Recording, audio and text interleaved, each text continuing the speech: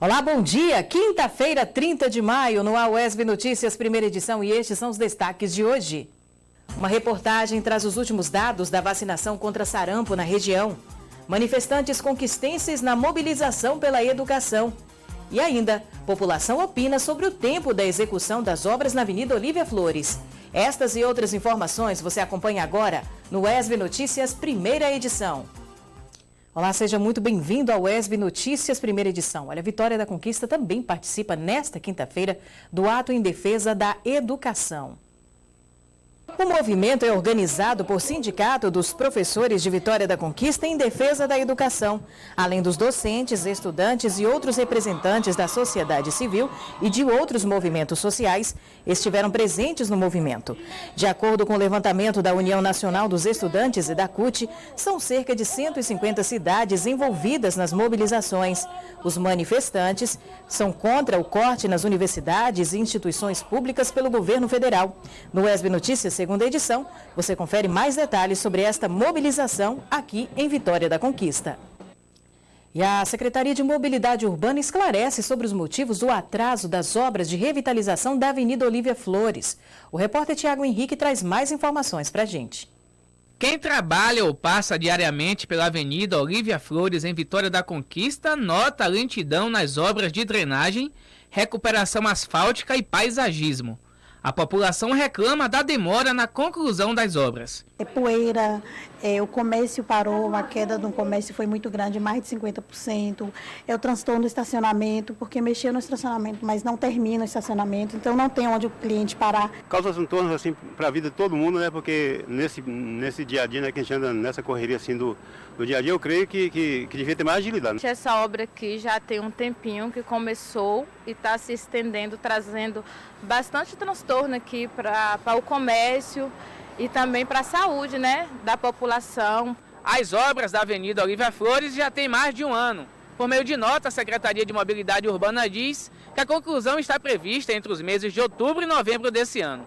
Um investimento de mais de 6 milhões de reais. A CEMOB acrescenta que estão sendo realizados 4 quilômetros de recapeamento, 2 quilômetros de calçada e 2 quilômetros de ciclovia.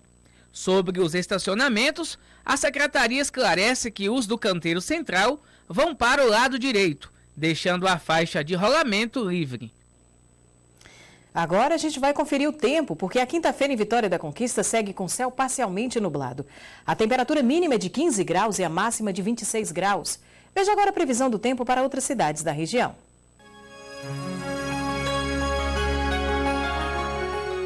Tempo parcialmente nublado nesta quinta-feira em Aracatu. A temperatura varia entre 17 e 30 graus. Predomínio de sol em Caetité. À noite o tempo permanece firme. A temperatura mínima é de 19 e a máxima de 31 graus. Muitas nuvens no céu de Iguaí nesta quinta-feira. O tempo segue parcialmente nublado à noite. A mínima é de 20 e a máxima de 30 graus. Céu parcialmente nublado em Malhada de Pedras. Os termômetros variam entre 19 e 32 graus. E depois do intervalo, os últimos dados da vacinação contra o sarampo aqui em Vitória da Conquista e região. Agora são 11 horas e 49, 11 horas e 50 minutos. Voltamos já.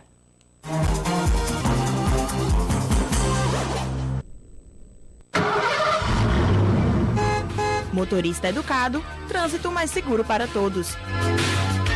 Ingerir bebida alcoólica e dirigir, além de ser ilegal, reduz a concentração, afeta a coordenação motora e diminui o desempenho no volante, reduzindo a capacidade de ação e reação. Se beber, não dirija. Se dirigir, não beba. Uma campanha da UESB-FM, TV UESB e Polícia Rodoviária Federal.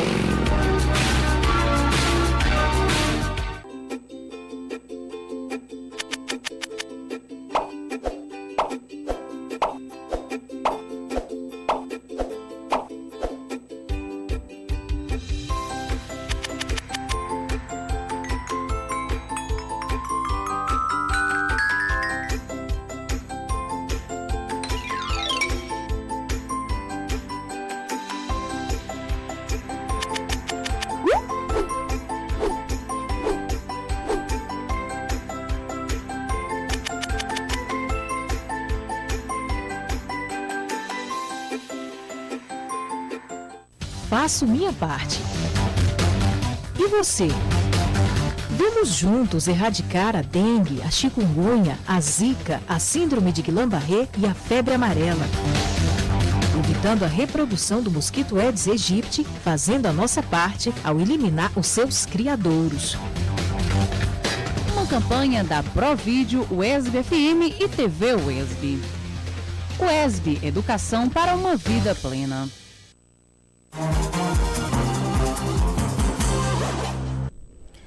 A Polícia Federal deflagrou hoje a Operação Pedra Afiada. A ação visa combater crimes de desvios de recursos públicos do Ministério da Integração Nacional na cidade de Itambé. Estão sendo cumpridos 11 mandados de busca e apreensão, 10 mandados de medidas cautelares diversas da prisão e 12 mandados de intimação nos municípios baianos de Itambé e Vitória da Conquista. Segundo a Polícia Federal, a operação decorre de uma investigação iniciada em 2017 sobre as atividades de uma empresa da região que venceu obras de calçamento da cidade, desviando esses recursos públicos obtidos sem concluir as obras contratadas ou executando-as parcialmente. Ainda segundo a Polícia Federal, ao longo das investigações, foi constatado que essa empresa servia apenas de fachada e que, na verdade, não havia concorrência nenhuma na licitação. Entre os anos de 2014 e 2015, a organização criminosa obteve contratos públicos dos quais mais de R$1.200.000 teriam sido desviados ou utilizados de forma indevida. E o sarampo é uma doença infecciosa aguda, de natureza viral, grave, transmitida pela fala, tosse e espirro e extremamente contagiosa. A melhor forma de prevenção é pela vacina. Na nossa reportagem, que você acompanha agora, Tiago Henrique traz os últimos dados da doença aqui na região. A boa notícia é que Vitória da Conquista está dentro da média de vacinação contra o sarampo em crianças de 1 ano. O Ministério da Saúde determina que sejam vacinados 90% nessa faixa etária. Mas isso não é motivo para se descuidar. A vacinação contra o sarampo é uma vacinação de rotina. Todas as salas de vacina do município oferecem esta vacina, que é a tríplice viral, e a gente trabalha com ela o ano inteiro. O resultado mais atual que a gente tem é do monitoramento rápido de cobertura vacinal que foi feito e de onde detectou que mais de 90% das crianças estavam vacinadas. No ano passado, metade dos municípios brasileiros não cumpriram essa meta, o que deixou muita gente vulnerável, já que o sarampo é uma doença contagiosa que pode até matar. Os sintomas são febre, tosse, conjuntivite, fotofobia, manchas avermelhadas. O sarampo é uma doença que não tem um tratamento específico, né? E ela pode evoluir com gravidade em alguns indivíduos, podem levar a óbito sim. No Brasil, 3 estados têm surtos de sarampo: Amazonas, Pará e Roraima. Aqui na Bahia não temos esse problema. Para evitar que chegue até aqui, é necessário procurar uma sala de vacina e tomar a dose. Essa vacina é uma vacina feita com vírus vivos. Ela protege para 3 doenças: sarampo, cachumba e rubéola. É uma vacina importantíssima do uso, né, pela população infantil e adulta também.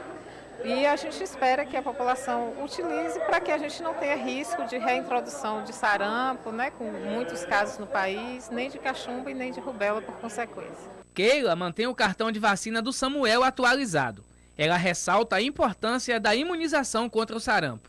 É importante porque previne a criança da doença do sarampo, que é uma doença que pode ocasionar uma morte, né? E ele fica saudável. Olha, a vacina contra o sarampo é encontrada em todas as salas de vacina dos postos de saúde do município. Podem ser tomadas em horário comercial. E como toda quinta-feira, a gente sempre dedica um espaço maior para tratar do assunto saúde. Agora nós vamos conhecer mais sobre o lúpus, uma doença autoimune que causa um desequilíbrio no organismo e pode afetar alguns órgãos do corpo humano. Maio também é um mês de conscientização da doença. Aos 11 anos, Pamela teve uma queda de plaquetas e surgiram manchas pelo seu corpo. Ela teve uma hemorragia e, após um tratamento, teve dores nas pernas.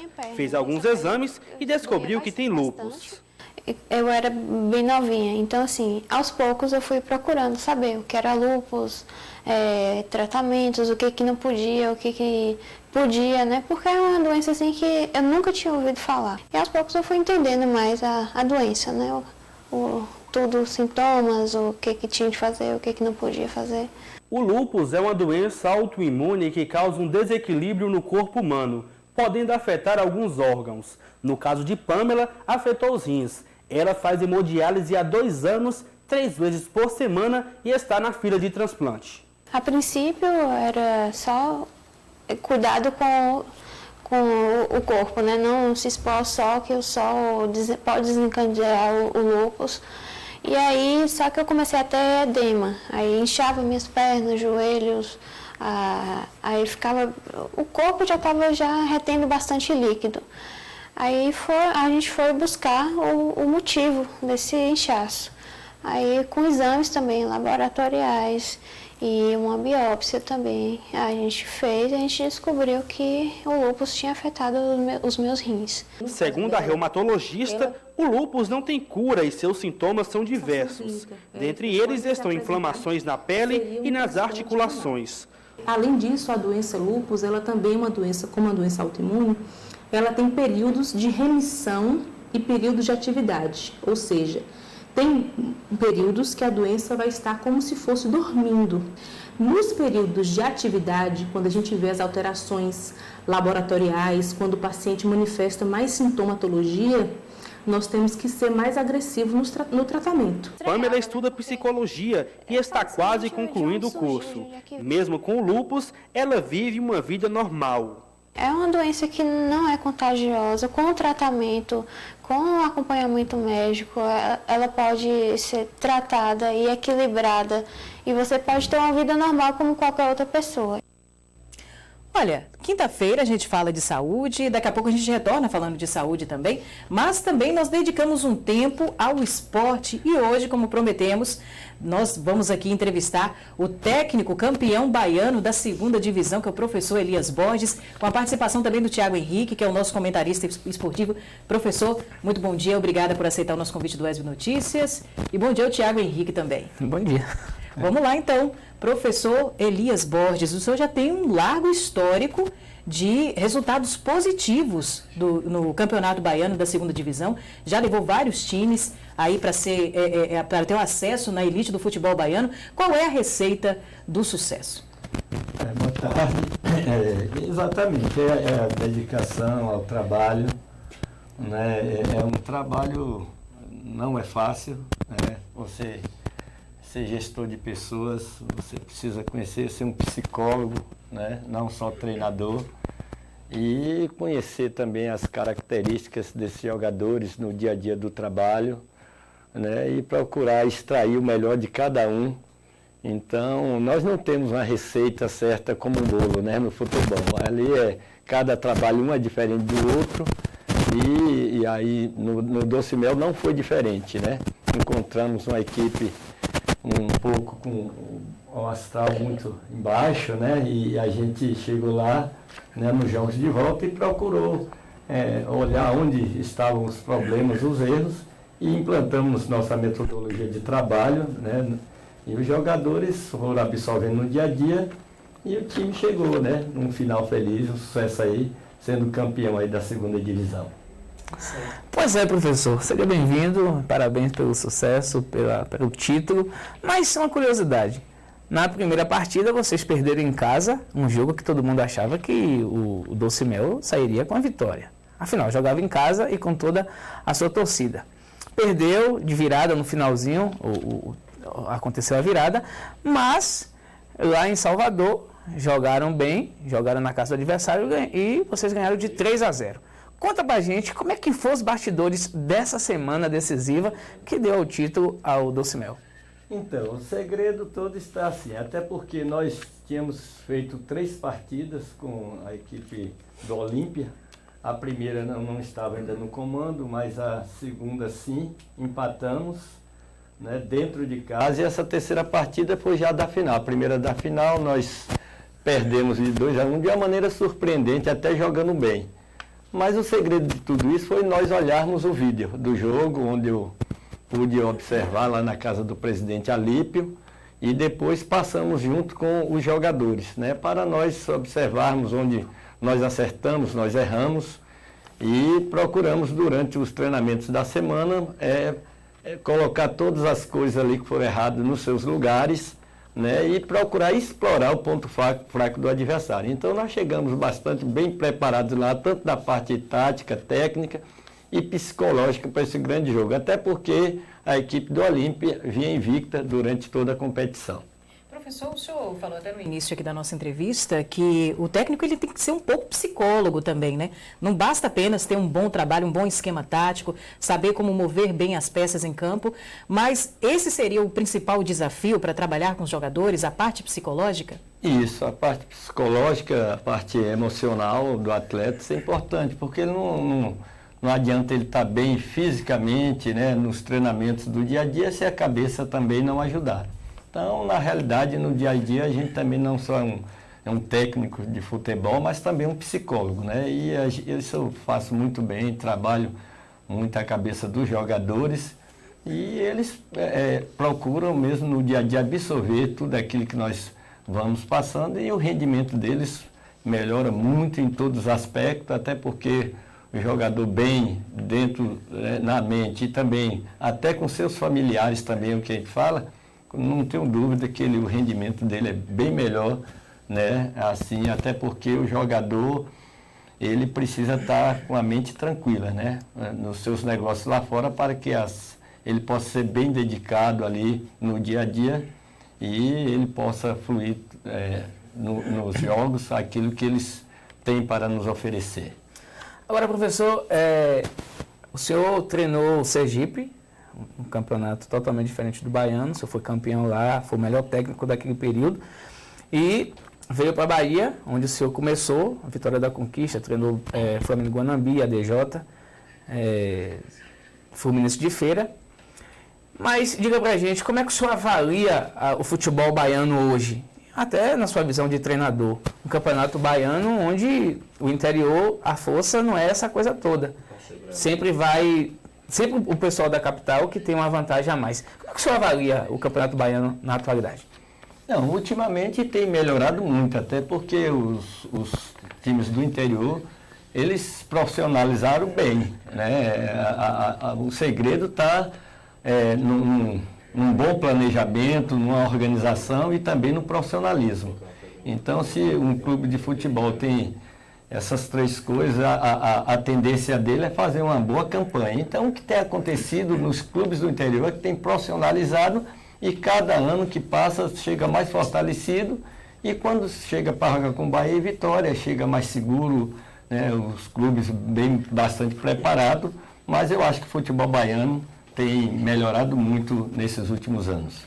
Professor, uma carreira vitoriosa, principalmente no Campeonato Baiano Segunda Divisão, também tem sido destaque no Campeonato Baiano Primeira Divisão. Falta agora o título de campeão baiano da Primeira Divisão? Sim. Chegou perto 2 vezes, hein? Falta esse título, né?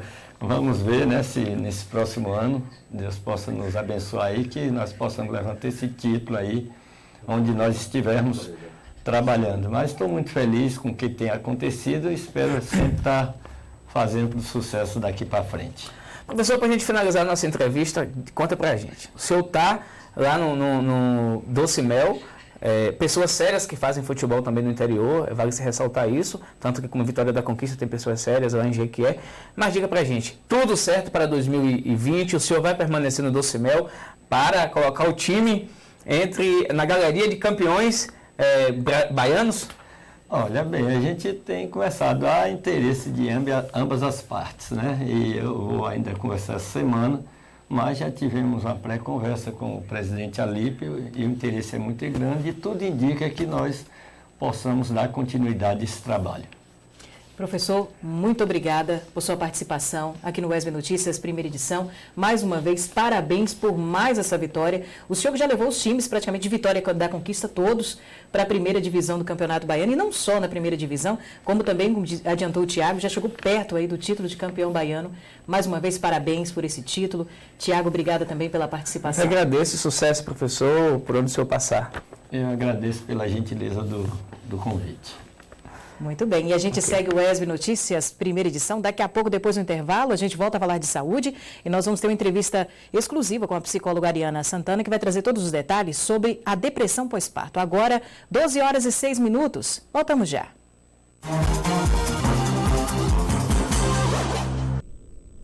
Criado em 1991, o Museu Regional de Vitória da Conquista funciona num casarão construído no final do século XIX, onde morou Dona Henriqueta Prates. Fica localizado na Praça Tancredo Neves, antiga Rua Pedagógicas, escolas, realiza exposições, lançamentos de livros, palestras e exibições de vídeos. Aberto de segunda a sexta no horário comercial e no domingo das 14 às 17 horas.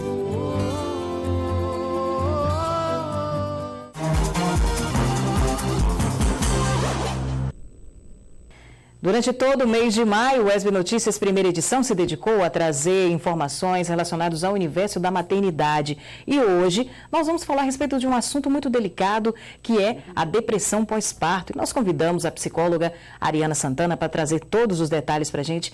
Ariana, muito obrigada por aceitar o nosso convite do ESB Notícias. E como primeira pergunta, a gente gostaria de saber o que caracteriza a depressão pós-parto. A depressão pós-parto, ela se caracteriza por vários sintomas, e sintomas que são intensificados, como a fadiga, a mulher sente o corpo pesado, como a irritabilidade, como a ansiedade, ataques de pânico, uma tristeza, ela busca isolamento social, ela chora com mais frequência, ela não tem prazer em realizar atividades que ela realizava antes. Então, ela sente o corpo dela de uma forma diferente. Por isso a importância do ser humano conhecer o funcionamento do seu corpo e também das suas emoções. Você acredita que a falta de conhecimento, o preconceito, ainda é um dos desafios, ou são desafios para poder se conhecer ou pelo menos se detectar uma depressão pós-parto? Sim. Infelizmente, na nossa sociedade, tem algumas ideias que, primeiro, o ser humano atualmente não tem o direito de ter momentos de tristeza.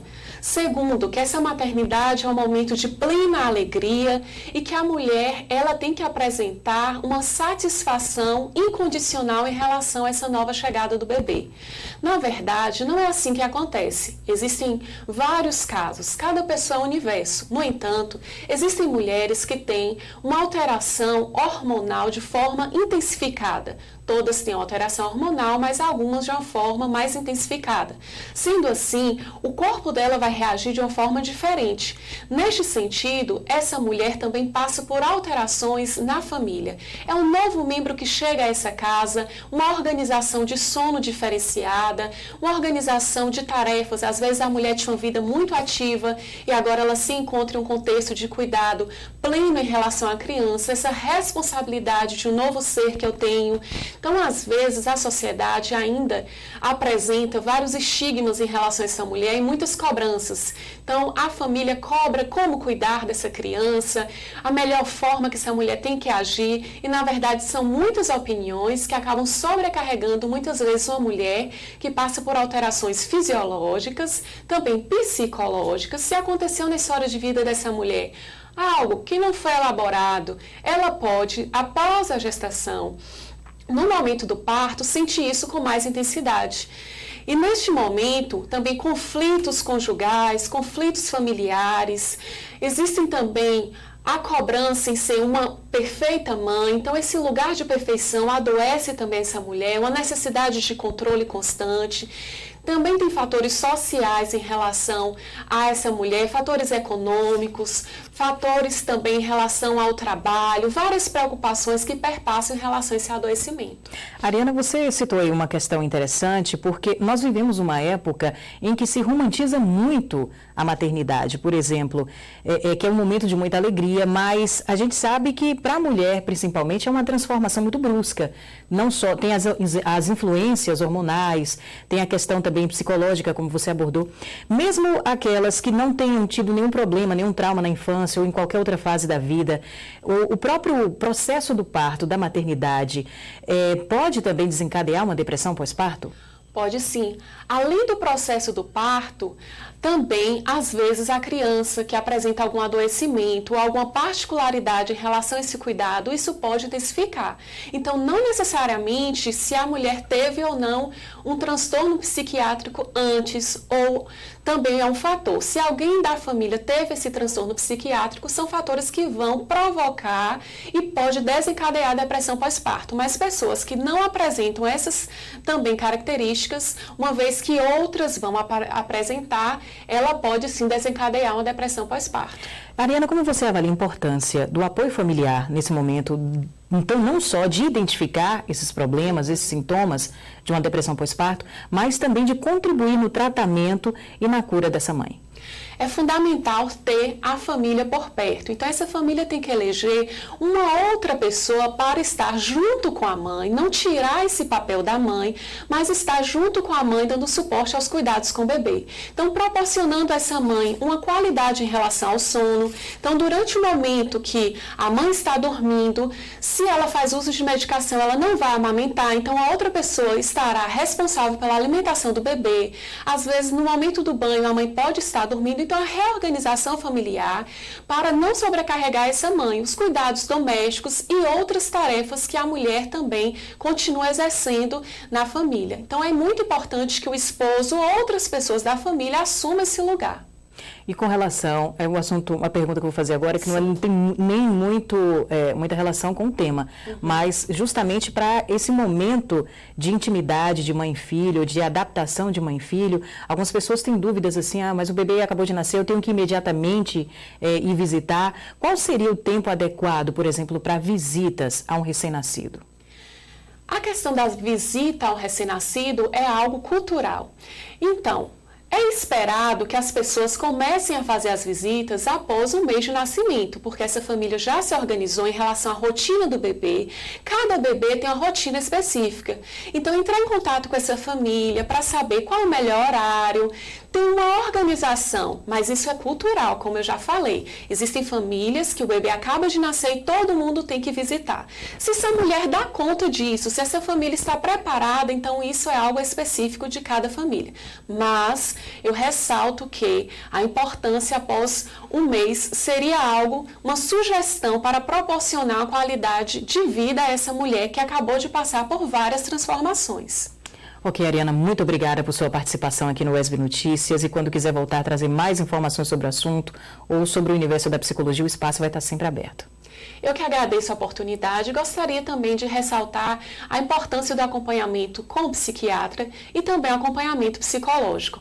Porque às vezes quando nós temos um problema físico, exemplo, um problema no estômago, nós vamos buscar um gastro, mas ainda as questões emocionais, elas têm um estigma muito grande. Então, nós temos que cuidar da nossa saúde mental, porque isso vai interferir no desenvolvimento da criança, no desenvolvimento dessa família e outras coisas nós podemos evitar com esse cuidado. Com certeza, cuidar da saúde mental é sempre muito importante. Obrigada mais uma vez e boa tarde. Eu que agradeço, boa tarde.